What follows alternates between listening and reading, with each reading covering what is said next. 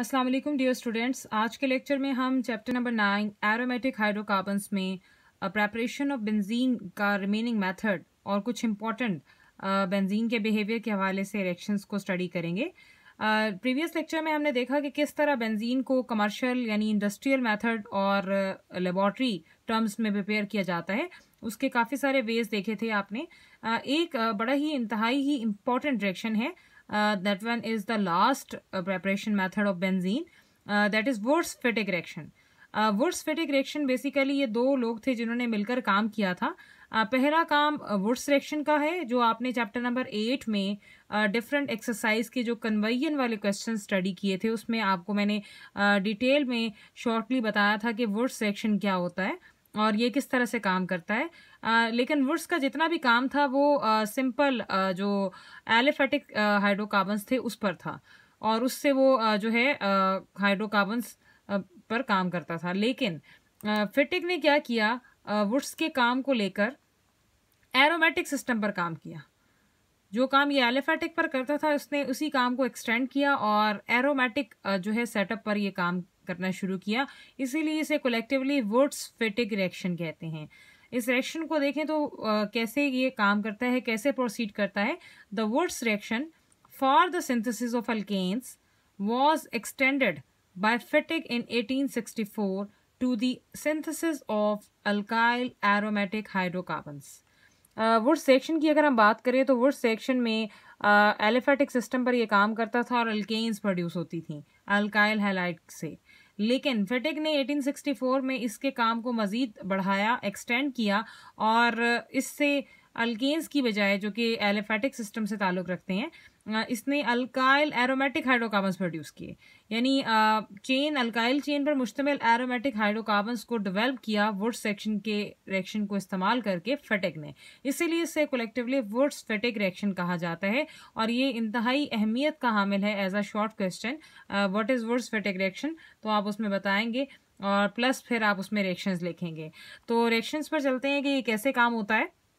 वुर्ट्स-फिटिग reaction को देखें तो जैसे कि वुर्ट्स रिएक्शन में आप स्टडी किया करते थे कि हमें अल्काइल हैलाइड की ज़रूरत होती थी क्योंकि फिटिग ने एरोमेटिक सिस्टम पर काम किया तो यहाँ पे भी अल्काइल हैलाइड चाहिए, लेकिन अल्काइल एरोमेटिक हैलाइड यहाँ पे रिक्वायर्ड होगा। जैसे कि आप देख सकते हैं कि बेंजीन रिंग है और एरोमेटिक सिस्टम से इसका ताल्लुक है और ये इसके साथ एक जगह पर सब्सटीट्यूशन लगी हुई है ब्रोमो की, तो इसे हम ब्रोमो बेंजीन कह रहे हैं। अब ये जो ब्रोमो बेंजीन है जब आप इसमें एक सेकंड मॉलिक्यूल ऐड करते हैं क्योंकि 2 मॉलिक्यूल्स इस्तेमाल होते हैं वुर्ट्स रिएक्शन के, अगर उसके रिएक्शन को देखा जाए या उसकी स्टडी की जाए तो 2 मॉलिक्यूल्स का इस्तेमाल होता है। तो यहाँ पर फिटिग ने एक तो लिया आपके पास एरोमेटिक जो है आप अगर कहें हैलो ग्रुप के साथ और दूसरा उसने अल्काइल हैलाइड सिंपल लिया जो एलिफेटिक चेन के साथ था। तो एक एरोमेटिक के साथ हैलाइड है और एक एलिफेटिक चेन के साथ हैलाइड है और साथ कंडीशन क्या है इस रिएक्शन की कि 2 सोडियम के मॉलिक्यूल्स यूज़ होंगे। ईथर की मौजूदगी में ये काम होता है। तो ब्रोमो बेंजीन और इथाइल ब्रोमाइड आपस में रिएक्ट करेंगे तो सोडियम अपने फेवरेट ब्रोमो ग्रुप्स को दोनों एरोमेटिक सिस्टम से भी और एलिफेटिक सिस्टम से भी उतार कर ले जाएगा और क्या बनाएगा 2 मॉलिक्यूल्स ऑफ NaBr यानी सोडियम ब्रोमाइड बन जाएगी साल्ट। अब पीछे क्या होता है जब बेंजीन के रिंग पर से ये सब्स्टिट्यूशन उतरती है तो वहाँ कोई ना कोई और सब्स्टिट्यूशन रिक्वायर्ड है। वो आपके पास इथाइल का ग्रुप आकर, क्योंकि इसका बॉन्ड टूटा था, ब्रोमो इससे सेपरेट हो गया था, अब इसे भी इस कार्बन को अपनी रिक्वायरमेंट पूरी करनी है तो ये पूरे का पूरी चेन आपके इस ग्रुप के साथ आकर अटैच हो जाती है ब्रोमो की जगह पर। याद रहे कि आपने CH3 को अटैच नहीं करना, आपने CH2 ग्रुप को अटैच करना है। ये पूरी चेन को रिप्रेजेंट करने के लिए एरो लगाया गया है। इसका कतन मतलब ये नहीं है कि आप CH3 ग्रुप को यहाँ पर अटैच करेंगे। CH3 वाली कार्बन के तो सारे बॉन्ड्स सेटिस्फाइड हैं, वैलेंसी सेटिस्फाइड हैं, लेकिन जहाँ से बॉन्ड ब्रेक हुआ है वो ये CH2 की कार्बन का है, तो इस पर कमी है। इसको आप रिंग के साथ अटैच करेंगे और उसके साथ जाके CH3 अटैच होगा जो आप नेक्स्ट में देख सकते हैं प्रोडक्ट की सूरत में कि रिंग के साथ CH2 का ग्रुप अटैच है, फिर बॉन्ड है और फिर CH3 लगा हुआ है। तो इस तरह से ये आपके पास जो कंपाउंड आया है ये है अब आपके पास, क्योंकि इसके ऊपर अल्काइल की चेन में इथाइल है और ये रिंग सेटअप को हम बेंजीन कहते हैं, तो this is called ethyl benzene जो कि एक्चुअली अल्काइल एरोमेटिक हाइड्रोकार्बन है। This is alkyl aromatic overall hydrocarbon. So इस तरह से वुड्स रिएक्शन के काम को फिटिक ने बढ़ाया और अल्काइल एरोमेटिक हाइड्रोकार्बन्स क्रिएट किए। ये इंतहाई ही आसान रिएक्शन है। इसी तरह अगर आपने ये इथाइल बेंजीन नहीं बनानी है, आपने मिथाइल बेंजीन बनानी है जिसे टॉलुइन भी कहते हैं, तो उसके लिए आपको क्या करना होगा, सिर्फ और सिर्फ आपने रिंग पर उसी तरह ब्रोमो ग्रुप लेंगे, ब्रोमोबेंजीन। चेन में आप 2 कार्बन की बजाय 1 कार्बन वाला आपके पास अल्काइल हैलाइड यूज करेंगे आप, मिथाइल ब्रोमाइड, जो कि जितनी कार्बन यहाँ पर होंगी उतनी ही चेन पर का हिस्सा बनेंगी। उसी तरह 2 सोडियम के मॉलिक्यूल्स और ईथर।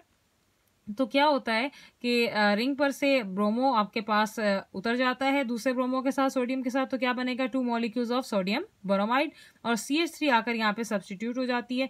तो इसे हम बोलते हैं मिथाइल बेंजीन, और स्पेशली इसे कहा जाता है टॉलुइन। तो ये था आपका Wurtz Fittig reaction which is the last method of preparation of benzene.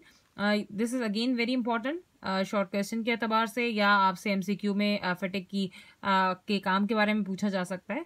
This is all about, अब क्वेश्चन आ जाए तो आपने पहले एक्सप्लेन करना है, देन आपने रिएक्शन लिखना है। ये रिएक्शन आपका टेक्स्ट के अकॉर्डिंग है, तो ये एक इजाफी आपको सिर्फ समझाने के लिए बताया है कि किस तरह से काम हो सकता है। अब हम बात करेंगे, बेंजीन की प्रेपरेशन तो हो गई, अब हम उसके रिएक्शंस पर बात करेंगे कि बेंजीन का रिएक्शन कैसा होता है, किस तरह के रिएक्शन ये शो कर सकती है। जैसे आपने अल्केन में पढ़ा, अल्कीन में पढ़ा, अल्काइन में पढ़ा, आज हम एरोमेटिक सिस्टम की बेंजीन पर बात करेंगे कि ये किस तरह से पैटर्न शो करती है रिएक्टिविटी का। तो general pattern of reactivity of benzene towards electrophiles. अब बेंजीन की रिएक्टिविटी की टर्म्स हम चेक करेंगे कि इलेक्ट्रोफाइल की तरफ कैसे इसका रुझान बढ़ता है, रिएक्टिविटी के एतबार से क्या पैटर्न होता है। तो आप जैसा कि जानते हैं, प्रीवियसली आपने बेंजीन के बारे में, उसके स्ट्रक्चर के बारे में जाना था कि बेंजीन किस तरह से हाईली स्टेबल होता है और डीलोकलाइज इलेक्ट्रॉन्स होते हैं बेंजीन रिंग में, और उनकी हाईली एक्सटेंसिव डीलोकलाइजेशन होती है। तो इस लिहाज से अगर देखा जाए तो बेंजीन का बिहेवियर क्या होगा रिएक्शन की तरफ, तो उस पर आज हम बात करेंगे रिएक्टिविटी के एतबार से।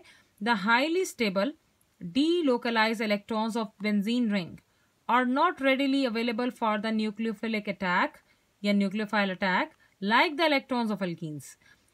बेंजीन के क्योंकि एक तो वो हाईली स्टेबल है, दूसरा उसके इलेक्ट्रॉन्स हाईली डीलोकलाइज होते हैं और ये अवेलेबल नहीं होते रेडिली कि कोई भी आकर न्यूक्लियोफाइल इस पर अटैक करे। अब जैसे कि इलेक्ट्रॉन्स अल्कीन्स के इजीली अवेलेबल हो जाते हैं, लेकिन बेंजीन के इलेक्ट्रॉन्स इजीली अवेलेबल नहीं होते। अब इसकी वजह क्या है कि आपके पास क्यों नहीं ये आपके पास अटैक इजीली शो करते, तो क्योंकि रिंग बहुत इंटैक्ट है, बड़ा स्ट्रॉन्ग है, तो इस पर वीक का कोई काम नहीं है। तो न्यूक्लियोफाइल विच इज इन ऐसी species which is in search of positive centres आपके पास, उन्हें हम कहते हैं कि वो न्यूक्लियोफाइल है, न्यूक्लियस लविंग है। Therefore the electrons of the benzene ring don't assist in the attack of weak electrophiles. तो क्योंकि इसका बेंजीन रिंग का जो इलेक्ट्रॉनिक क्लाउड है वो बड़ा स्ट्रॉन्ग है, तो ये असिस्ट नहीं करेगा कि कोई भी वीक इलेक्ट्रोफाइल इस रिंग पर आकर हमला कर सके। अगर हम इलेक्ट्रोफाइल के हवाले से बात करें, न्यूक्लियोफाइल तो के लिए तो ये अवेलेबल है ही नहीं। इलेक्ट्रोफाइल्स आपके पास ऐसी स्पीशीज होती हैं जो इलेक्ट्रॉन्स की तलाश में होती हैं। Benzene ring rich in electronic cloud है, लेकिन ये वीक इलेक्ट्रोफाइल की जो है शिकार नहीं बनता। वीक इलेक्ट्रोफाइल इजीली अटैक नहीं कर सकता रिंग पर। रिंग की इतनी मजबूती है, इतनी स्टेबिलिटी है कि उसको तोड़ना वीक इलेक्ट्रोफाइल के बस की बात नहीं है। तो इसका मतलब ये हुआ, it means that more powerful electrophiles are required to penetrate and break the continuous sheath of electron cloud in benzene. इस बात से ये प्रूफ होता है कि वीक इलेक्ट्रोफाइल तो काम नहीं करेंगे, तो हमें जो है बेंजीन के इलेक्ट्रॉनिक क्लाउड उसकी शीट को ब्रेक करने के लिए किसी पावरफुल इलेक्ट्रोफाइल की ज़रूरत है, जो उसमें पहले घुसे और घुसकर बुनियादों को मजबूत होने की बजाय शटर कर दे। तो बुनियादें मजबूत हैं, उसको तोड़ने के लिए पावरफुल इलेक्ट्रोफाइल की ज़रूरत होती है।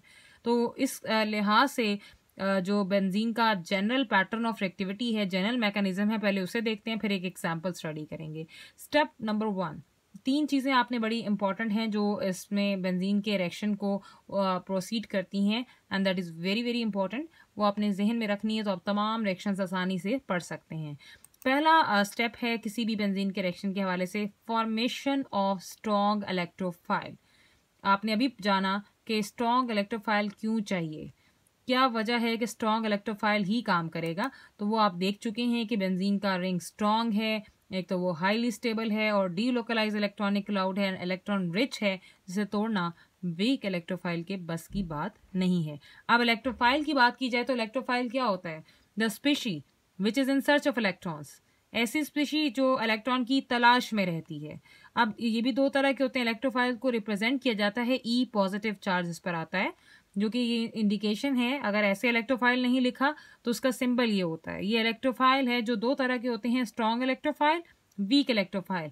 जैसा कि आप जान चुके हैं कि इलेक्ट्रोफाइल का बिहेवियर आप बेंजीन के साथ देखने वाले हैं, तो स्ट्रॉन्ग इलेक्ट्रोफाइल की ज़रूरत होगी, वीक इलेक्ट्रोफाइल की ज़रूरत बिल्कुल नहीं होगी। तो उसकी रीज़न आप ऊपर इन डिटेल देख चुके हैं। स्टेप नंबर 1 तो हो गया कि हमारे पास कोई ना कोई स्ट्रॉन्ग इलेक्ट्रोफाइल होना चाहिए। अगर नहीं है तो आप जनरेट करेंगे, पहले फॉर्मेशन होगी स्ट्रॉन्ग इलेक्ट्रोफाइल की, तब जाकर रिएक्शन आगे बढ़ेगा। तो सेकंड जो हमारा स्टेप आता है वो आता है जब इलेक्ट्रोफाइल बन जाता है, that is attack of electrophile on the benzene ring. कि अब वो जो इलेक्ट्रोफाइल प्रिपेयर हुआ था उसका वक्त आ चुका है कि वो बेंजीन रिंग पर अटैक करे। अब ये बेंजीन रिंग है, उस पर आप इलेक्ट्रोफाइल का अटैक करवाएंगे। याद रहे कि इलेक्ट्रॉन का बिहेवियर होगा, electron is attracted towards the positive centre.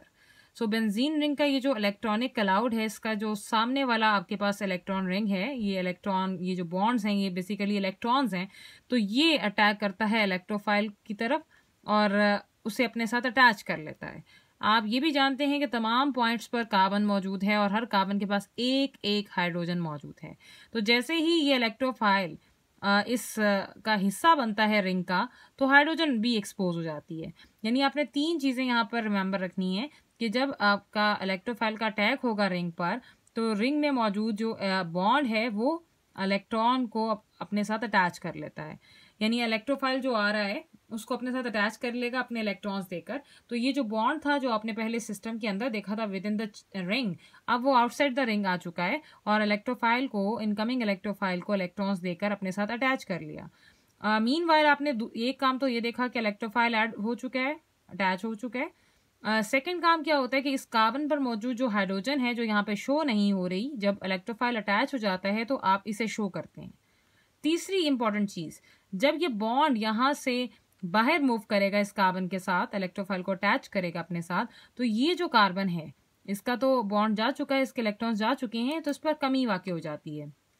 तो इस पर आ जाता है पॉजिटिव चार्ज, जो इस कार्बन पर पॉजिटिव चार्ज आ जाएगा और पूरे सिस्टम पर चार्ज आने की वजह से हम इसको बेंजीनोनियम आयन कहेंगे। तो इस तरह से आपने देखा कि अटैक ऑफ इलेक्ट्रोफाइल में तीन चीज़ें जो है मेन फोकसिंग हैं। पहला इलेक्ट्रोफाइल का ऐड होना, दूसरा आप हाइड्रोजन को डिस्क्लोज करते हैं और तीसरा आप चार्ज शो करते हैं जो कार्बोकैटाइन की सूरत इख्तियार करता है। स्टेप नंबर 3, अब इलेक्ट्रोफाइल तो घुस चुका है बेंजीन के रिंग के साथ अटैच हो चुका है। तीसरी चीज़ क्या है? तीसरी चीज़ है addition of base and recovery of catalyst. कि अब आपके पास जब भी आप इलेक्ट्रोफाइल किसी भी सेटअप में बनाते हैं तो उसके साथ साथ बेस भी बनती है, जिसे न्यूक्लियोफाइल भी कहा जाता है, नेगेटिव चार्ज सेंटर कैरिंग। तो उसमें आपके पास यहाँ पर इस स्टेप में दो काम होते हैं। एक तो बेस ऐड हो जाती है आपके सेटअप में जो ऊपर आपका प्रोडक्ट बना, और दूसरा जो कैटलिस्ट आपने इस्तेमाल किया होता है वो दोबारा रिकवर भी हो जाता है। तो ये फ़ायदा है स्टेप नंबर 3 का। अब आपने जो ऊपर बेंजीनोनियम आयन लिया था उसमें आप डालेंगे बेस। बेस पर होता है नेगेटिव चार्ज। ये नेगेटिव चार्ज वाली बेस यहाँ से हाइड्रोजन को प्रोटॉन की सूरत में एब्स्ट्रैक्ट कर लेती है, यानी हाइड्रोजन अपने इलेक्ट्रॉन छोड़ कर जाएगी। जब ये इसे ले लेगी तो पहला काम, ये H भी आपके पास BH का ग्रुप बना लेगी, बेस उसे अपने साथ अटैच कर लेती है, तो BH निकल गया, सेपरेट हो गया। अब ये जो बॉन्ड था जो हाइड्रोजन अपने इलेक्ट्रॉन छोड़ के गई, ये अंदर शिफ्ट हो जाता है रिंग में, जिससे दो काम होते हैं। एक तो रिंग में ये शिफ्ट हुआ और सेकेंडली ये जो पॉजिटिव कार्बोकैटाइन पर चार्ज था वो वैनिश हो गया, ख़त्म हो गया और आराम से इलेक्ट्रोफाइल अपनी ही जगह पर रहता है।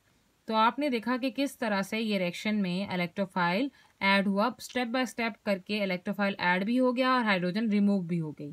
तो ये रद्दोबदल का अमल होता है, जिसे आप सब्सटीट्यूशन, जिसे आप सिंपल वर्ड्स में रिप्लेसमेंट कहते हैं, ये बेंजीन शो करती है और बआसानी शो करती है। This is the general mechanism. by which benzene show this behavior. अब हम एक एग्जाम्पल को देखेंगे जो इन तमाम बातों को प्रूव करेगी. For example, substitution of halogen in benzene requires iron or corresponding ferric halide as a catalyst. Iron की बात की जाए, अगर आपने बेंजीन रिंग में हेलोजन को सब्सटीट्यूट करना है तो जाहिर सी बात है आपको किसी ना किसी कैटलिस्ट की भी ज़रूरत है, आपको इलेक्ट्रोफाइल भी बनाना है. तो बेंजीन में हेलोजिनेशन अगर करनी है, यानी बेंजीन में हेलोजन का ग्रुप अगर आपने सब्सटीट्यूट करना है, तो उसके लिए आयरन की ज़रूरत होती है या आयरन हेलाइड की ज़रूरत होती है जो एज अ कैटलिस्ट काम करता है. In fact iron 2 is first converted into iron halide, which further reacts with the halogen molecule to produce a powerful electrophile. Again वही बात आ गई कि आयरन पहले अपने आप को तब्दील करता है आयरन हेलाइड में, जो मजीद हेलोजन के साथ रिएक्ट करके एक मॉलिक्यूल बनाता है जो एक पावरफुल इलेक्ट्रोफाइल होता है. वो फर्दर जाकर बेंजीन के साथ अटैच होगा और अटैक करेगा. तो स्टेप नंबर 1 हमारा क्या होगा? Once again formation of strong electrophile, कि स्ट्रॉन्ग इलेक्ट्रोफाइल बनाना है. अब जैसा कि हम हेलोजिनेशन करना चाह रहे हैं बेंजीन की, उसमें सब्सटीट्यूशन हेलोजन की करना चाह रहे हैं, तो आयरन का इस्तेमाल होगा. आयरन के 2 मॉलिक्यूल्स, 3 मॉलिक्यूल्स हेलोजन के साथ, कोई भी हेलोजन हो सकता है, उसके साथ रिएक्ट करेंगे और 2 मॉलिक्यूल्स ऑफ फेरिक हैलाइड बनेगा. ये फेरिक हैलाइड का मॉलिक्यूल अगेन हेलोजन को लेता है जो आपने सेकंड स्टेप में देखा. तो जाकर क्या होगा कि ये FeX3 एक X को अपने साथ अटैच कर लेगा, इजाफी लेगा, तो इसीलिए FeX4 पर नेगेटिव चार्ज आ जाता है और एक X रह जाता है तो उस पर पॉजिटिव चार्ज आ जाता है. अब ये बेस का काम करेगी जो कि एक न्यूक्लियोफाइल है और नाम के एतबार से ये टेट्राहेलोफेरेट 3 आयन है. ये इसकी वैलेंसी शो की गई है, आप इसका नेम याद कर लें ताकि आपको पता हो. सेकंड जो चीज़ यहाँ पे बन रही है X+, X is a sign for the halogen, तो यहाँ पे कोई भी हेलोजन हो सकता है. This is called halogenonium ion और ये एक इलेक्ट्रोफाइल है क्योंकि ये आपके पास पॉजिटिव चार्ज है, ये पॉजिटिव चार्ज बेयरिंग है, ये E+ वाला बिहेवियर शो करेगा इलेक्ट्रोफाइल. तो आपने क्या देखा स्टेप नंबर 1 में जो सब्सटीट्यूशन हमें हेलोजन की बेंजीन के अंदर रिक्वायर्ड थी वो उसके लिए पावरफुल इलेक्ट्रोफाइल X पॉजिटिव बन चुका है. अब स्टेप नंबर 2 क्या करेगा? स्टेप नंबर 2 में अटैक होगा, attack of electrophile on the benzene ring. अब ये अटैक कैसे पॉसिबल है? जो भी आपने पीछे हेलोजिनोनियम आयन देखा था वो अटैक करेगा क्योंकि वो एक पावरफुल इलेक्ट्रोफाइल है. The halogenonium ion X+ thus produce attacks as a powerful electrophile on the electrons of the benzene ring and it reacts with the benzene ring to give an intermediate. तो हमारे पास होता क्या है, 2 काम होते हैं कि ये बेंजीन का रिंग है और उस पर ये जो नेगेटिव आपके पास इलेक्ट्रॉनिक क्लाउड है ये आकर अटैक करेगा इलेक्ट्रोफाइल पर और इसको अपने अंदर संभालेगा. कैसे संभालेगा? वही 3 बातें जो आपको अभी बताई थी पहले जनरल मैकेनिज्म के अंदर. पहली कि ये जब इलेक्ट्रॉन इसे ऑफर करता है तो ये X उसके साथ आकर अटैच हो जाएगा जो कि यहाँ पर एक पावरफुल इलेक्ट्रोफाइल है.